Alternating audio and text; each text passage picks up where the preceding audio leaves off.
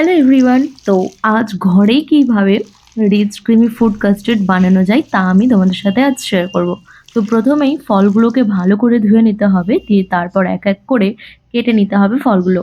আর দেখো আমি অনেক কটা কেটে নিয়েছি। আর এখানে আমার ওই ওয়াটারমেলনটা কাটতে খুব অসুবিধা হচ্ছিল, যেহেতু আমি ঠিকমতো কাটতে পারিনি। দিয়ে তারপর এখানে আমি কড়াই বসিয়ে দিয়েছি, আর তার মধ্যে দুধটাকে ভালো করে গরম করে নিতে হবে। দিয়ে তারপর পরিমাণ মতো চিনি অ্যাড করতে হবে। তো চিনিটা দিয়ে ভালো মতো গুলিয়ে নিতে হবে, দিয়ে তারপর স্যাফরন ইউজ করতে হবে। দিয়ে দুধটা ঘন করে নিতে হবে একেবারে। তারপর আসবে আসল জিনিস, মানে কাস্টার্ড পাউডারটা। ওটা ইউজ করতে হবে। ওটা আগে থেকেই মানে হালকা ঠান্ডা দুধে ওটা মানে গুলিয়ে রাখতে হবে। দিয়ে এটাকেও অ্যাড করে দিতে হবে। তো দেখো কি সুন্দর ক্রিমি হয়ে এসেছে।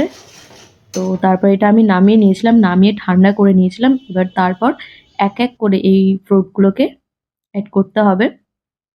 দিয়ে ভালো করে এটাকে মিক্স করতে হবে। তো দেখো আমি ফ্রুটগুলো দিয়ে দিচ্ছি একেবারে। তো কি কি নিয়েছি ফ্রুটের মধ্যে তা তোমরা দেখতে পাচ্ছ। তোমরা চাইলে আরো কিছু ইউজ করতে পারো। দিয়ে এরকম করে ভালো করে মিক্স করে নিতে হবে। তো দেখো প্রায় রেডি হয়ে গেছে। তো একেবারে রেডি হয়ে গেছে।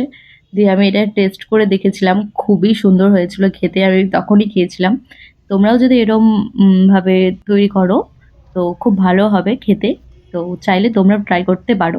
তো ভিডিওটা কেমন লাগলো অবশ্যই জানিও, লাইক কমেন্ট শেয়ার করো, আমাদের চ্যানেলটিকে সাবস্ক্রাইব করো। আজকের জন্য এতটুকুটাই, টাটা।